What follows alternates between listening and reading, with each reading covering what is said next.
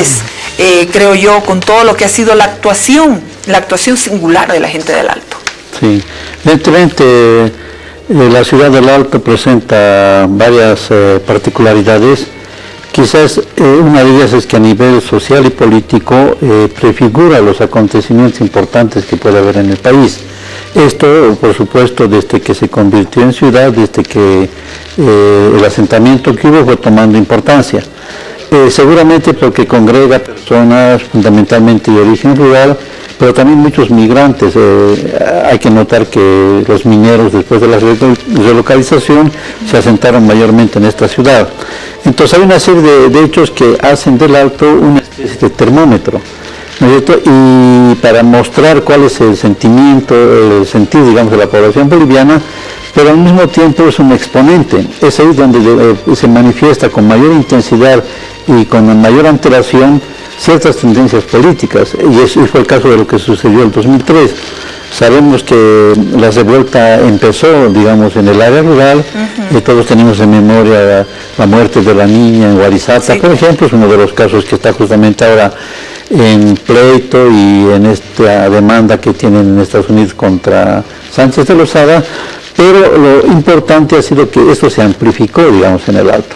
Y se amplificó porque al ser una población joven, con una población deseosa, digamos, de participar, de tener, digamos, una vigencia nacional, se siente con mayor fuerza los agravios y los marginamientos sociales que todavía hay en nuestro país.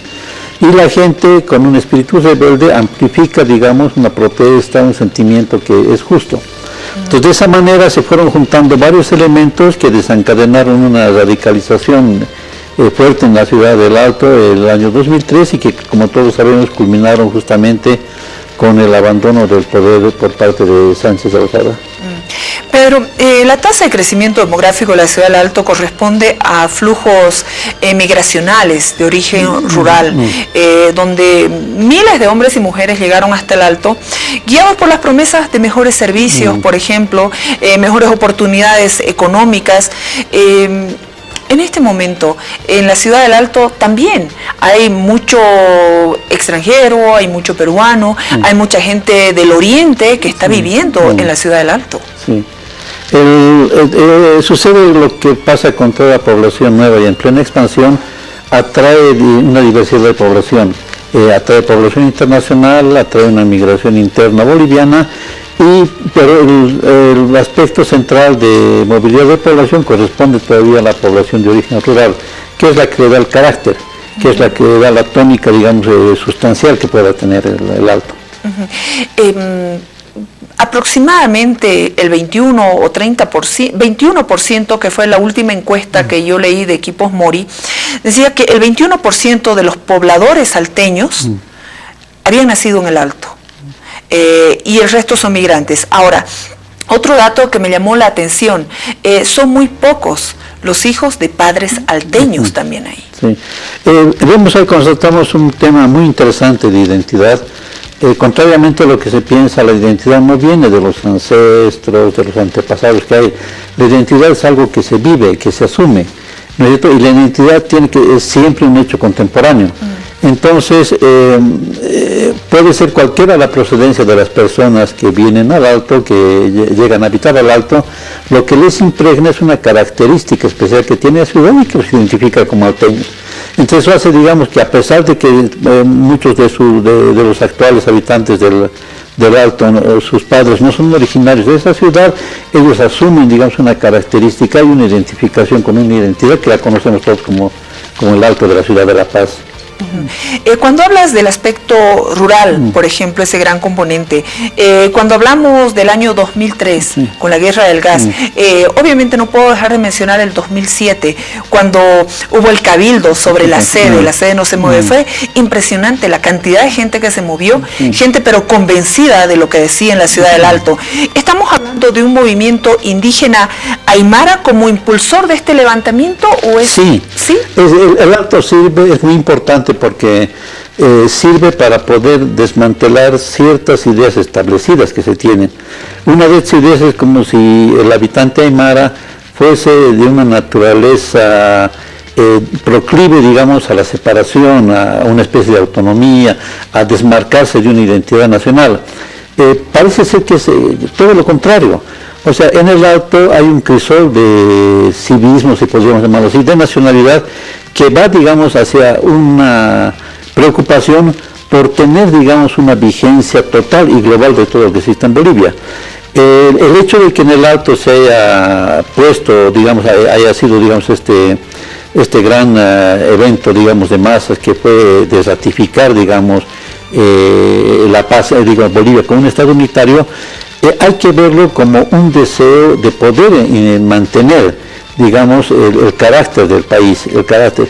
Esto porque había una gran campaña que presentaba los deseos de Sucre, de la ciudad de Sucre, del departamento de Chuquisaca, incluso lo que pasaba, digamos, en el oriente, como si fuesen movimientos separatistas.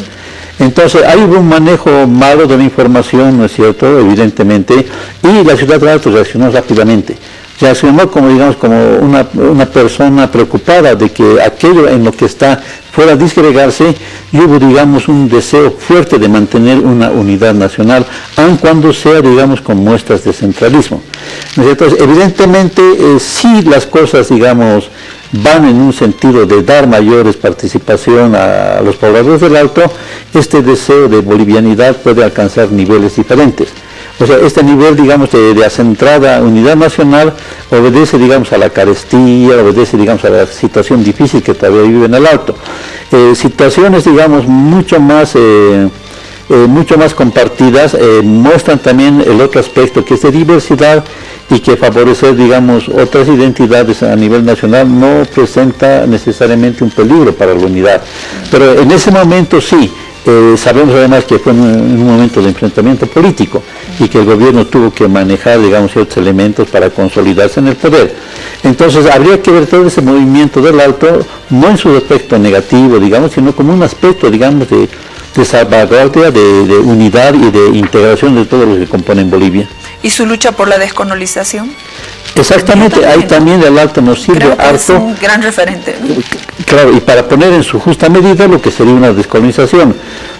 Hubo una corriente de entender la descolonización como una especie de retornar a formas pasadas, de reivindicar formas culturales, institucionales, incluso que podían haber tenido vigencia, digamos, en décadas y centenas de años, incluso atrás. Y mientras el Alto es terriblemente modernista. Muestra que la descolonización no se trata justamente de recuperar cosas pasadas, sino de alcanzar cosas nuevas y de lograr una situación presente que pueda garantizar ese aspecto. Entonces lo vemos, por ejemplo, en el aspecto, digamos, de la arquitectura mismo. Románticamente a veces se piensa que el indígena, el aymara, añora y desea, digamos, las casas de adobe con cierta forma, con cierto mensaje, y basta dar un viaje, digamos, a la ciudad del Alto para ver de qué maneras en su casa los indígenas que puedan tener la solvencia económica como para expresar, digamos, en una construcción lo que es su sentido profundo. Entonces, esto nos muestra que es necesario reformular varios elementos. No es un desmentido de la descolonización, es un desmentido de cierta característica que se quiso tomar. La descolonización justamente es poder hacer que las personas que no se manejaban libremente, que no tenían una libertad para desarrollar todas sus potencialidades, puedan esta vez así hacerlo. Es indudable que para hablar de la ciudad del Alto y entrar en un poquito de detalles sobre los rasgos, debo hablar un poquito de La Paz y el Alto, Pedro. ¿Por qué? Porque hay una existencia de contrastes en cuestiones de identidad, también y posibilidad de capital social. Hacer la ciudad de La Paz una urbe tan antigua, unos sectores sociales, no sé si ahora con mayor poder adquisitivo que en el Alto, pero hay una segmentación propia de esta sociedad postcolonial, tal vez, con resabios de discriminación. Eso tal vez nos puede ayudar de alguna manera a explicar ese espíritu de reivindicación que tiene el Alto. Sí, muchas de las particularidades del Alto se entienden cuando tenemos una visión histórica, cuando explicamos conductas actuales como, digamos, fruto, digamos, de antecedentes concretos que tuvieron vigencia en cierto momento. Entonces, Bolivia está pasando, digamos, y felizmente lo está haciendo cada vez de manera más sostenida, está resolviendo lentamente problemas históricos que arrastramos. Uno de esos problemas ha sido esta separación, digamos, entre poblaciones que coexisten en este territorio. La Paz, como casi todas las ciudades de Bolivia, eran siempre un reducto que se consideraba privilegiado y para cierto tipo de población. O sea, los citadinos tenían que ser de cultura occidental, tenían que tener una ascendencia también de europea en lo posible, y el indígena era el que vivía en el campo, ¿no es cierto? Y tener, digamos, un acceso a la ciudad era a veces incluso conflictivo. Estaba mal visto que el indígena pueda ser parte de la ciudad, y él tenía que conformarse con merodear, con trabajar, digamos, de manera humilde, digamos, en cierto tipo de trabajo, por ejemplo, las empleadas domésticas, o de poder ser marginal en la economía que se desarrollaba en la ciudad. Ahí tenemos, digamos, son los orígenes y los antecedentes ahora de los gremiales. O sea, la única manera que el indígena tenía para tener cierto acceso, digamos, a la economía era vender pequeñas cosas, ser marginal, era la economía informal, ¿no es cierto? Pero se entendía que la vivienda del indígena tenía que ser realmente fuera del marco de la ciudad y de preferencia en la parte rural. Y esto porque todavía se arrastraba hasta cierto momento los recuerdos históricos de los conflictos que hubo. El antecedente del Alto son los campamentos de Tupac Katari. O sea, los indígenas que cercaron La Paz, digamos, hicieron varios campamentos, y uno de ellos estaba justamente en lo que es actualmente la ciudad del Alto. Entonces, esta cuestión conflictiva poco a poco se fue, digamos, modificando, pero a veces sin abandonar todos estos antecedentes, porque los diferentes gobiernos, el Estado, no toma en cuenta en realidad estos antecedentes para poder resolverlos y para poder dar a la gente de origen indígena un nivel adecuado, un puesto, digamos, coherente y digno, digamos, en cuanto a sus reivindicaciones. Tomando en cuenta este aspecto, digamos, conflictivo, vemos cómo a pesar de eso se ha logrado, digamos, ya una cierta unidad. La movilidad ahora entre el Alto y La Paz es bastante fluida. Esos aspectos, digamos, antagónicos que se han ido, digamos, mitigando, aunque hay todavía particularizaciones, hay todavía aspectos, digamos, específicos que hay. Pero esos aspectos específicos ya no llegan a ser, digamos, el antagonismo radical que había antes, sino está llegando a ser incluso una especie de competición, de competencia. Cuanto más, más segura se encuentra la gente del Alto, quiere demostrar que ellos también son capaces de poder hacer una ciudad, de poder administrar una ciudad.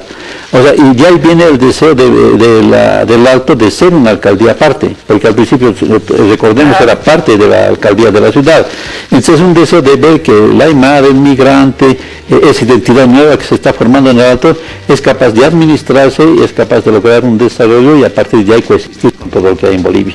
En la ciudad del Alto es muy evidente, más que en cualquier otra región y en otro municipio, cómo se agrupan, ya sea en agrupaciones vecinales, comunales, y de ahí es como va saliendo también la lucha, las reivindicaciones. En el Alto es más evidente que en otras regiones. Sí, porque se tiene, no olvidemos que gran parte de la población del Alto viene del campo y tiene movilidad, o sea, no se ha perdido la ligación con el lugar de origen, y la gente vive en el Alto, pero al mismo tiempo en época de cosecha, en época de siembra, puede ir a su comunidad, y es esa característica que genera conductas sociales, y son conductas sociales que responden a la necesidad de vivir en grupo y de tener reciprocidad, y que de alguna manera impregnan incluso a población nueva del Alto que no tiene origen rural, que viene de otro lugar. Es así como se va formando una nueva personalidad. Entonces, en este aspecto es esta interacción fuerte que hay, digamos, entre los diferentes integrantes, que da la particularidad, la fuerza que hay en el Alto. Tiene también aspectos que son, digamos, fácilmente vulnerables y que pueden prestarse, como lo hemos visto, a la manipulación política. Sin embargo, en eso mismo hay un recurso, digamos, de introspección y de poder resolver, digamos, lo que podría ser, digamos, ese desliz de manipulación. Hablemos de política. El movimiento al socialismo tenía mucha fuerza en la ciudad del Alto. Digo tenía porque, bueno, la alcaldesa es ahora de otra tienda política. Sí. ¿En qué momento crees tú que hubo ese quiebre en una relación donde definitivamente había una fuerza muy grande del movimiento al socialismo? Justamente quizás el momento es cuando las últimas elecciones municipales donde el gobierno se empecinó en mantener una dirección y una candidatura que todo el mundo sabía que eran corruptos, ineficaces, digamos. Era realmente, llegó a ser una miseria tan grande como la que hemos visto recientemente en Achacachi. En Achacachi igualmente el gobierno ha repetido ese mal paso de querer apoyarse, digamos, en un alcalde, en una administración que está mal vista por la población y que está probadamente que tiene muchas cosas que responder. Entonces, ¿qué sucedió en el Alto? Este aspecto de cohesión de grupo, de tener unas formas, en vigencia muchas formas comunitarias que asegura su coherencia, asegura, digamos, que se lo tome en cuenta, no es comprendido, digamos, como algo positivo por los gobiernos, sino como una manera que fácilmente se puede manipular a la gente. Puesto que la gente actúa en grupo, entonces tomemos contacto con un dirigente, con un líder, y asegurémonos, no, digamos, una decisión personal con el líder, y el líder se va a ocupar de llevar a toda la gente. Entonces, las gentes que son ajenas a la mentalidad andina consideran como si el indígena fuese un rebaño. ¿No es cierto? Entonces, de un rebaño de ovejas y el carnero que va adelante le van a seguir. Y no es así. No es un seguimiento ciego, digamos, es una forma de organización que también tiene sus niveles internos de valoración y de presión y incluso de crítica interna. Entonces la gente es solidaria porque eso se ha demostrado históricamente que es la mejor manera de incluso de mantener una individualidad. No es la manera como la persona se borra, es la manera más bien como cada quien se enriquece con una interacción profunda, digamos, y fuerte con sus semejantes. Y es la situación colonial la que ha obligado que haya un intermediario, que es el dirigente sindical, digamos, en estos momentos.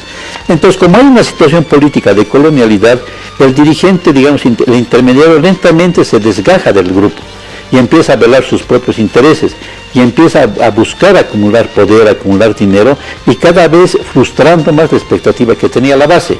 Entonces, orgánicamente, en las comunidades y en el Alto hay el recurso de que en cierto momento, cuando se constata que alguien ha fallado, digamos, a la organización, simplemente esa persona abandona o es obligada a abandonar.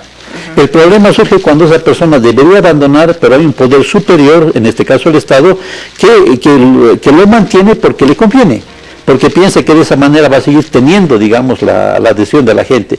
Y ahí se provoca un malentendido, ¿no es cierto? Un diálogo, digamos, engañoso. Patana convencía a Evo Morales que todas las bases le apoyaban y decía, la única manera como vas a estar presente es que yo siga, digamos, de candidato. Y Evo Morales le creía.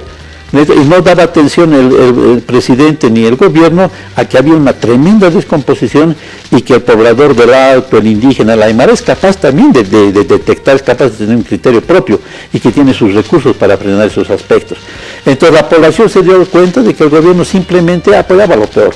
Apoyaba una casta, un grupo de gente que se buscaba enriquecerse en realidad y buscaba mantener cierto poder a través de la manipulación de la gente. Entonces la gente lo abandonó y hemos visto los resultados, votó, digamos, por una alcaldesa que era de un partido contrario. Ahora, eso es realmente un fracaso grande para el gobierno porque el Alto era emblemático. El 2003 es allí donde hubo la guerra del gas. Es ahí donde se dio. En el Alto, en los primeros años de gobierno de Evo Morales, era imposible hablar mal del MAS, era imposible hablar mal de Evo Morales. Ahora es lo contrario. Ahora es difícil más bien hablar bien del MAS.